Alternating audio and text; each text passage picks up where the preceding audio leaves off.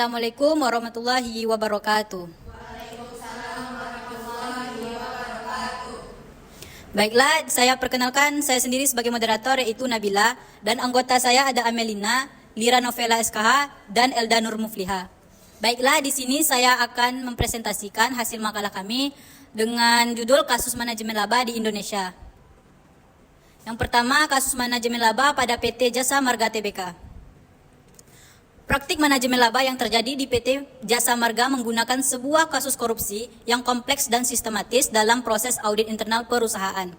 Manajemen PT Jasa Marga diduga telah melakukan upaya tidak etis dengan memberikan hadiah berupa motor Harley Davidson dan fasilitas karaoke kepada Sigit Yugoharto, seorang auditor madya pada subauditor, dengan tujuan mempengaruhi hasil temuan audit terkait pengelolaan pendapatan usaha, pengendalian biaya dan kegiatan investasi di cabang Perbaleunyi selama periode 2015 sampai 2016. Temuan tim auditor BPK menunjukkan adanya sejumlah irregularitas keuangan yang signifikan, termasuk kelebihan pembayaran sebesar 3,1 miliar pada tahun 2015 dengan dugaan kerugian perusahaan mencapai 4,6 miliar serta kelebihan pembayaran sebesar 5,9 miliar pada tahun 2016. Kasus ini secara nyata menggambarkan praktik manajemen laba yang tidak hanya merugikan perusahaan secara finansial, tetapi juga merusak integritas dan kredibilitas proses pengawasan keuangan yang seharusnya independen dan transparan.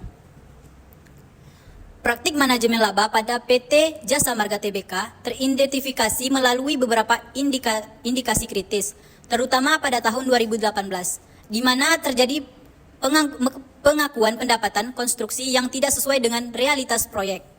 Menurut perspektif Supriyono 2018, praktik ini memenuhi kriteria manajemen laba karena terdapat 3 perilaku akuntansi yang mencurigakan: penundaan pengakuan biaya, percepatan pengakuan pendapatan, dan kesenjangan yang signifikan antara arus kas operasi dengan laba yang dilaporkan, peningkatan yang tidak wajar dalam pengakuan pendapatan konstruksi, yang tidak sejalan dengan progres fisik proyek sebenarnya, menandakan upaya sistematis untuk memodifikasi laporan keuangan guna menciptakan gambaran kinerja keuangan yang lebih baik dari kondisi aktual. Dengan demikian, praktik ini bukan sekedar kesalahan akuntansi, melainkan merupakan tindakan terencana untuk memanipulasi persepsi stakeholder terhadap kinerja keuangan entitas. Baiklah, di sini ada sanksi yang diberikan pada PT Jasa Marga Tbk. Yang pertama, ada OJK memberikan sanksi administratif berupa teguran tertulis. Yang kedua, diwajibkan melakukan penyajian ulang atau restatement laporan keuangan. Yang ketiga, denda administratif sebesar 500 juta. Dan yang keempat, kewajiban memperbaiki sistem pengendalian internal. Baiklah, materi yang kedua akan dibacakan oleh Amelina. Baiklah, selanjutnya kasus pada PT Lipo Karawaci Tbk. Praktik manajemen laba PT Lipo Karawaci Tbk terungkap melalui penyajian ulang laporan keuangan tahun 2017 dan 2018 yang signifikan. Pendapatan tahun 2018 diturunkan dari 12,42 triliun menjadi 11,06 triliun. Sementara laporan keuangan 2017 berubah drastis dari laba bersih senilai 614,17 miliar menjadi kerugian 377,35 miliar akibat naiknya beban usaha. Kasus ini menunjukkan manipulasi pelaporan keuangan yang merusak kredibilitas dan transparansi perusahaan.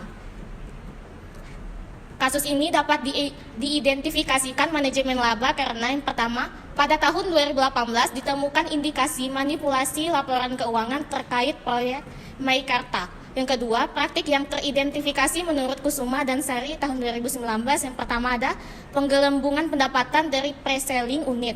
Yang kedua, pengakuan pendapatan yang tidak sesuai dengan standar akuntansi. Yang ketiga, ketidaksesuaian antara progres pembangunan dengan pengakuan pendapatan. Sanksi yang diberikan pada pelaku manajemen laba pada PT Lipo Karawaci Tbk, yang pertama ada denda dari OJK sebesar 2,79 miliar rupiah. Yang kedua ada sanksi administratif kepada jajaran direksi. Yang ketiga, kewajiban melakukan perbaikan tata kelola perusahaan. Dan yang keempat adalah pengawasan khusus dari OJK selama periode tertentu. Baiklah, kasus selanjutnya akan dibacakan oleh teman kami adalah Lira Novela. Selanjutnya, kasus manajemen laba pada PT 3 Pilar Sejahtera Food Tbk Asia. Kasus manajemen laba PT 3 Pilar Sejahtera Food Tbk Asia mengungkapkan praktik manipulasi keuangan yang sistematis dan merugikan. Perusahaan mengalami kesulitan pembayaran bunga dan pokok obligasi yang berujung pada gagal bayar, sehingga dilakukan rapat umum pemegang saham luar biasa RUPSLB untuk menyelidiki laporan keuangan. Hasil investigasi yang dilakukan oleh manajemen baru dan diperkuat oleh audit PT Ernest dan Young Indonesia EY menemukan dugaan penggelembungan overstatement akuntansi senilai Rp 4 triliun oleh manajemen laba. Inflasi ini teridentifikasi pada beberapa pos akuntansi kritis, yakni piutang usaha, persediaan, dan aset tetap untuk periode tahun 2017. Temuan ini tidak hanya menunjukkan praktik manajemen laba yang disengaja, tetapi juga mencerminkan upaya sistematis untuk memanipulasi laporan keuangan guna mengaburkan kondisi sebenarnya dari kinerja keuangan perusahaan, yang pada akhirnya merugikan para pemegang saham dan investor. Selanjutnya, kasus ini dapat diidentifikasi manajemen laba karena berdasarkan investigasi Ernest dan Young 2019. Yang pertama, overstatement pada akun piutang, persediaan, dan aset tetap. Yang kedua, penggelembungan pendapatan senilai Rp 662 miliar. Yang ketiga, penggelembungan laba sebelum pajak senilai Rp 329 miliar. B. Rahman dan Puspitasari 2020 mengidentifikasi ini sebagai manajemen laba karena A. Manipulasi sistematis pada berbagai akun, B. Penggunaan transaksi fiktif, C. Penyimpangan dari prinsip akuntansi yang berlaku. Sanksi yang diberikan pada PT 3 Pilar Sejahtera Food Tbk Asia, yang A. Suspend perdagangan saham oleh BEI, B. Denda dari OJK sebesar 5 miliar, C. Kewajiban melakukan restrukturisasi manajemen, D. Pergantian jajaran direksi dan komisaris, E. Wajib melakukan restatemen laporan keuangan periode 2017. Materi selanjutnya akan disampaikan oleh Elga. Selanjutnya, kasus manajemen laba pada PT Agis Tbk. Praktik manajemen laba PT Agis Tbk terungkap melalui temuan Bapepam yang mengidentifikasikan manipulasi informasi keuangan secara sistematis. Perusahaan terbukti memberikan informasi material yang tidak akurat terkait pendapatan dari dua perusahaan yang diakuisisi, yaitu PT Akira Indonesia dan PT TT Indonesia. Pendapatan yang diklaim sebesar 800 miliar ternyata hanya sekitar 466,8 miliar berdasarkan laporan keuangan sebenarnya per 31 Maret 2007. Selain itu, dalam laporan keuangan konsolidasi Agis ditemukan pengungkapan pendapatan lain-lain sebesar 29,4 miliar dari PT Agis Elektronik yang tidak didukung oleh bukti kompeten dan melanggar prinsip akuntansi. Kasus ini menunjukkan upaya sistematis untuk memanipulasi laporan keuangan guna menciptakan gambaran kinerja keuangan yang tidak sesuai dengan kondisi sebenarnya, yang pada akhirnya merugikan para pemangku kepentingan dan merusak kepercayaan investor. Selanjutnya, kasus ini dapat diidentifikasikan manajemen laba dikarenakan yang pertama, ditemukannya manipulasi laporan keuangan tahun 2007. Lalu, menurut Widodo 2017, praktik manajemen laba terlihat dari yang pertama, penggelembungan pendapatan hingga 800 miliar. Selanjutnya, pencatatan laba bersih fiktif dan manipulasi informasi terkait anak perusahaan. Sanksi yang diberikan pada PT Agis Tbk yakni yang pertama, denda pada Bapepam LK atau sekarang disebut dengan OJK sebesar 5 miliar. Selanjutnya, pencabutan izin usaha beberapa anak perusahaan, lalu larangan menjabat sebagai direksi perusahaan publik bagi direksi yang terlibat selama 5 tahun. Dan yang terakhir, kewajiban mengembalikan kerugian investor. Selanjutnya, saya kembalikan kepada moderator. Baiklah, sampai di sinilah penjelasan tentang materi kami. Bagi para audiens yang ingin bertanya, dipersilahkan. Kepada Kaila Asura, dipersilahkan untuk bertanya. Bagaimana praktek manajemen laba pada PT Jasa Marga ini pada tahun 2018 dapat lolos dari pengawasan internal perusahaan, padahal terdapat indikasi yang jelas antara kesenjangan arus kas operasi dengan laba yang dilaporkan. Izinkan saya untuk menjawab pertanyaan tersebut. Jadi, praktik manajemen laba tersebut dapat lolos karena adanya kolusi antara pihak manajemen dengan auditor.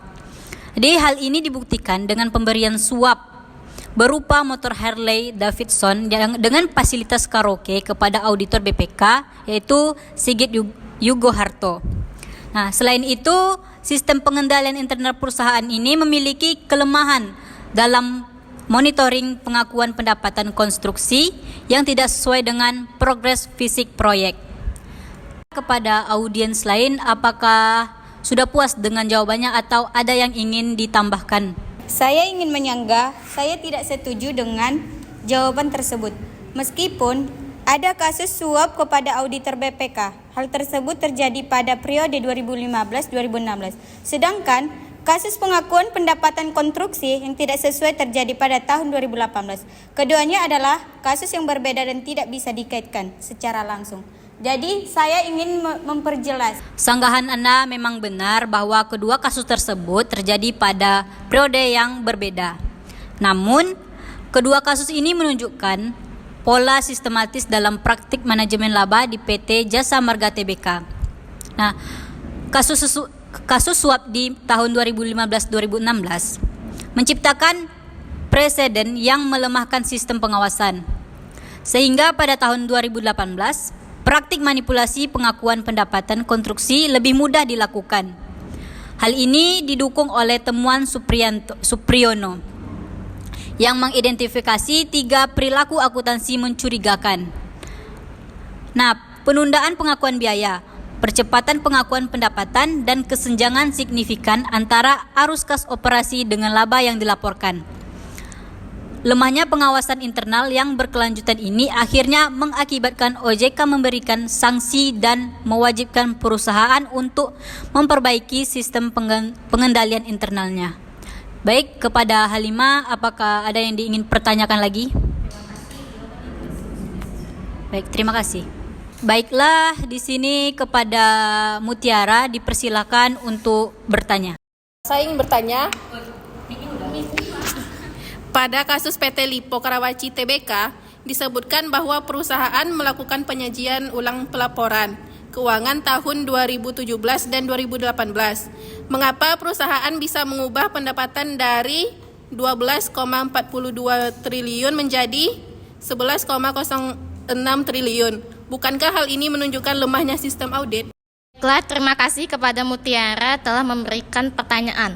Izinkan saya akan menjawab pertanyaannya. Jawabannya adalah penyajian ulang restatement laporan keuangan sebenarnya merupakan praktik yang diperbolehkan dalam standar akuntansi. Ketika ditemukan kesalahan material atau perubahan kebijakan akuntansi dalam kasus PT Lipo Karawaci, penurunan pendapatan sebesar 1,36 triliun terjadi karena adanya perubahan metode pengakuan pendapatan yang disesuaikan dengan PSAK 72 tentang pendapatan dari kontrak dengan pelanggan. Baiklah, apakah Mutiara puas dengan jawabannya? Saya izin menyanggah, apakah bisa?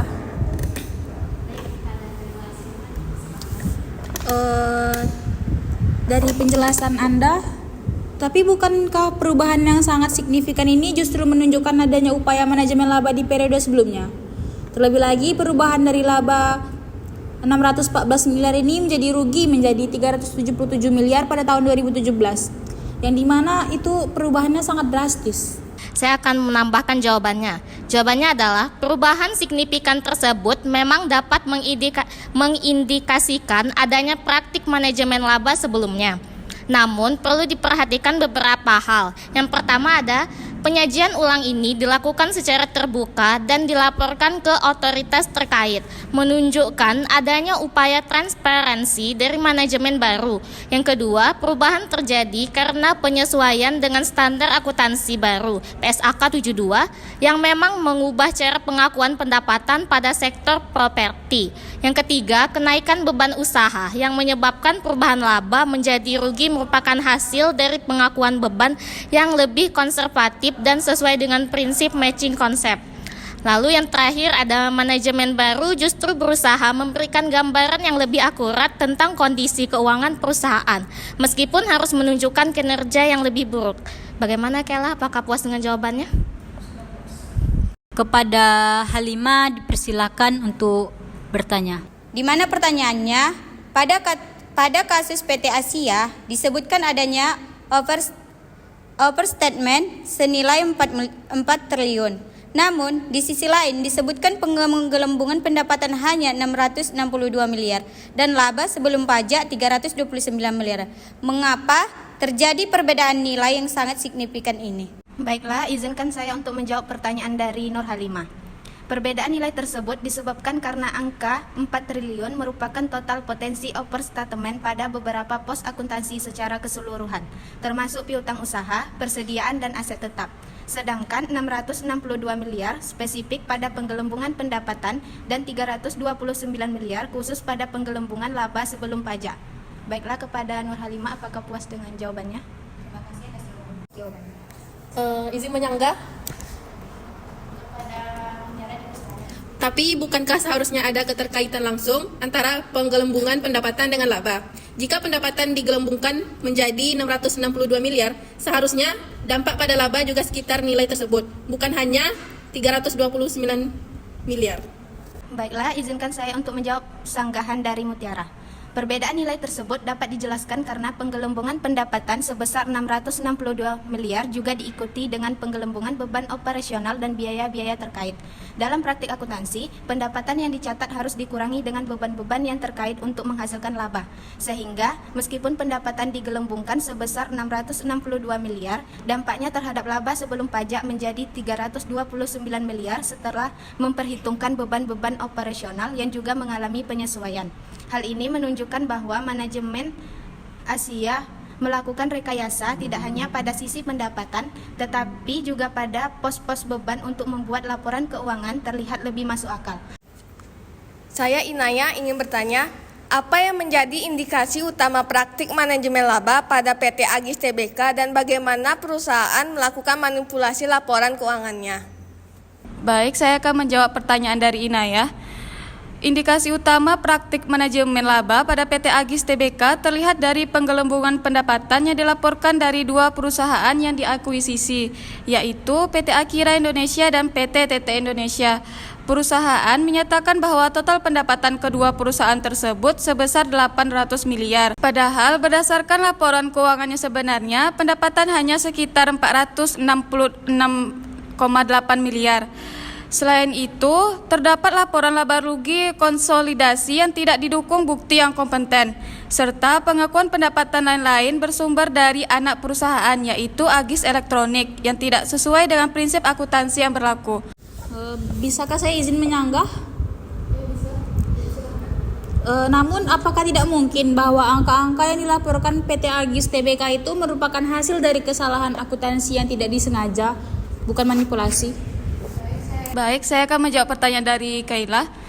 Meskipun kesalahan akuntansi dapat terjadi dalam kasus PT Agis Tbk, ada beberapa faktor yang menunjukkan bahwa ini bukan sekedar kesalahan.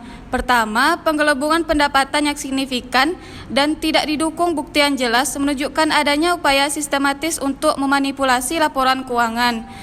Kedua, praktik ini terjadi dalam konteks akuisisi, di mana perusahaan mungkin memiliki motivasi untuk menampilkan kinerja lebih baik demi menarik investor dan mendapatkan pendanaan.